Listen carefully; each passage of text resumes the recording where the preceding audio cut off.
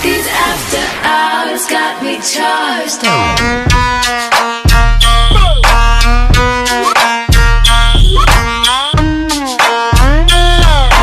hours got me charged. Hai guys, jumpa lagi sama Miss Valen di sini dengan materi kita pada hari ini mengenai struktur kebahasaan pada teks deskripsi. Yang pertama adalah menggunakan kalimat perincian yang berisi penjelasan, uraian, dan rincian dari kalimat utama. Contoh kalimat utamanya, anjingku adalah hewan yang lucu. Nah, jika dibuat ke dalam kalimat perincian adalah sebagai berikut. Anjingku memiliki bulu yang sangat lebat. Bulunya berwarna putih dan hitam. Badannya gemuk. Dia malas sekali berlari. Nah, ini merupakan kalimat perincian dari kalimat utama di atas, yaitu anjingku adalah hewan yang lucu, yang merupakan kalimat utamanya. Dari kalimat perincian tersebut, kita akan lebih tahu mengenai deskripsi dari anjingku. Struktur kebahasaan yang kedua adalah menggunakan kalimat dengan serapan panca indera yang seolah-olah dapat dilihat, dirasakan, didengar, dan lain sebagainya. Contohnya sebagai berikut.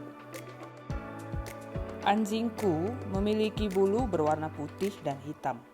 Warna putih terdapat pada seluruh tubuhnya, dan warna hitam terdapat pada bagian kepala dan juga ekornya. Ini adalah kalimat yang seolah-olah kita dapat melihat yang menggunakan panca indera mata. Contoh yang kedua, jika anjingku melihat kucing yang lewat, dia akan langsung menggonggong dengan keras. Nah, ini adalah kalimat yang membuat kita seolah-olah mendengar anjing tersebut menggonggong dengan sangat keras, yang menggunakan panca indera telinga, sehingga kita seolah-olah dapat mendengarnya. Yang ketiga, saat aku pulang ke rumah, dia akan langsung menggoyangkan ekornya dan menggosokkan badannya ke kakiku. Nah, di sini kata-kata menggosokkan ini membuat kita seolah-olah merasakan anjing ini sedang menggosokkan badannya ke kaki kita.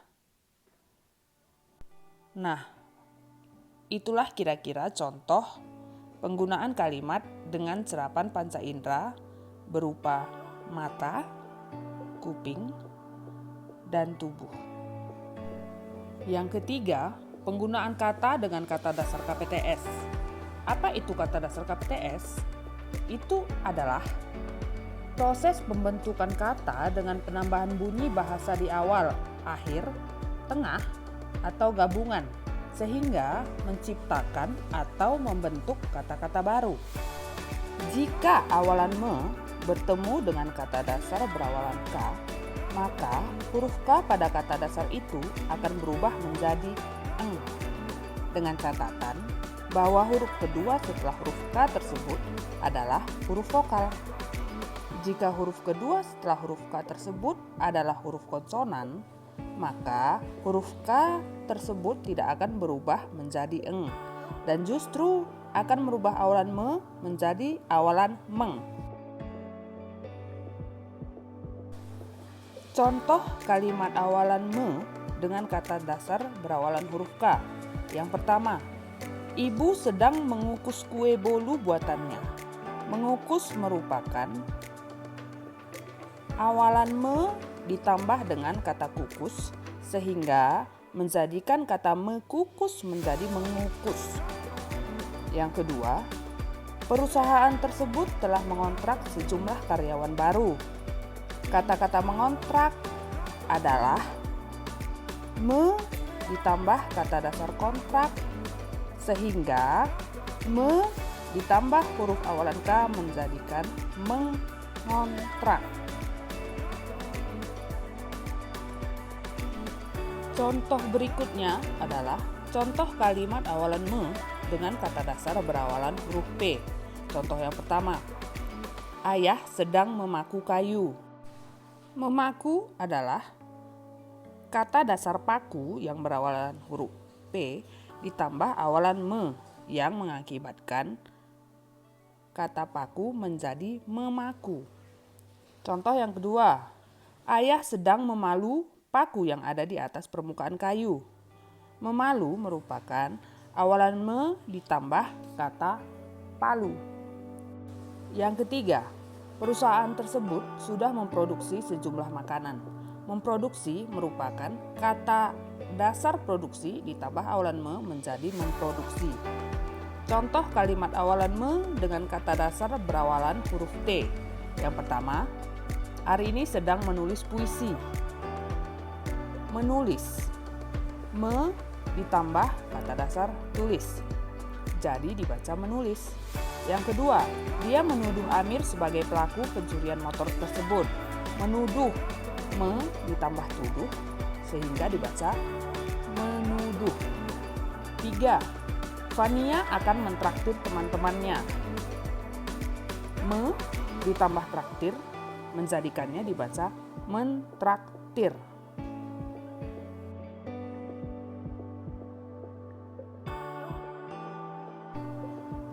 Contoh kalimat awalan me dengan kata dasar berawalan huruf S.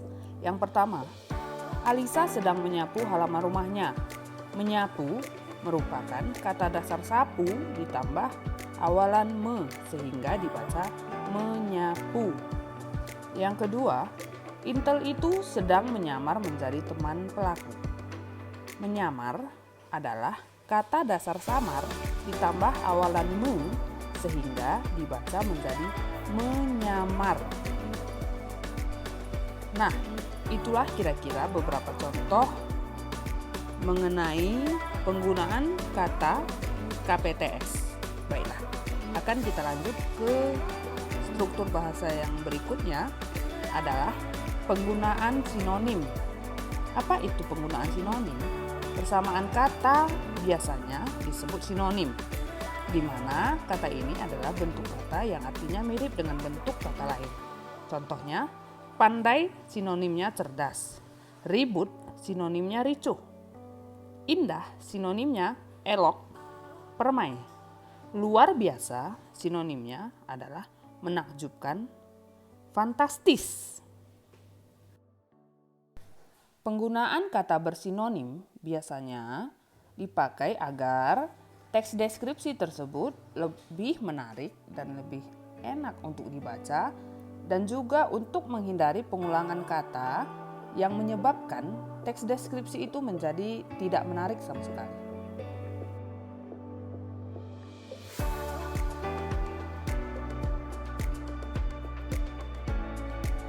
Struktur yang berikutnya adalah penggunaan kata depan yang dapat menunjukkan keterangan waktu dan tempat. Dalam teks deskripsi, kata depan yang sering digunakan yaitu di, ke, dari, dan pada.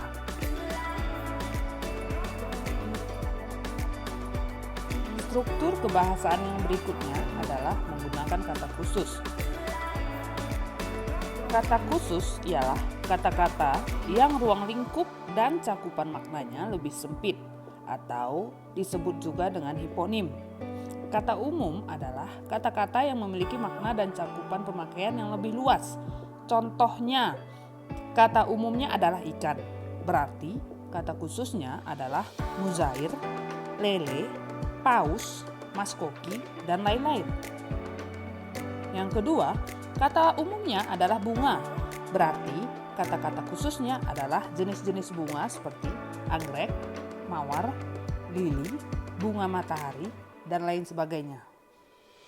Yang ketiga, kata umumnya adalah rumah ibadah. Berarti kata khususnya adalah gereja, masjid, vihara, pura, dan juga kelenteng. Struktur yang berikutnya adalah penggunaan majas. Penggunaan majas bertujuan untuk menyampaikan suatu pesan secara imajinatif dan bermakna kiasan, baik melalui tulisan maupun lisan untuk mewakili pikiran dan perasaan seorang penulis. Contohnya, yang pertama, daun yang tertiup angin berjoget layaknya tidak memiliki masalah. Yang kedua, angin laut mengelus wajah. Yang ketiga, Seruni adalah anak emas yang sangat dimanja oleh kedua orang tuanya. Nah, contoh pemakaian majas yang pertama adalah kata berjoget, yang kedua adalah kata mengelus, yang ketiga adalah kata anak emas. Nah, itu tadi adalah 3 contoh kalimat dengan penggunaan majas.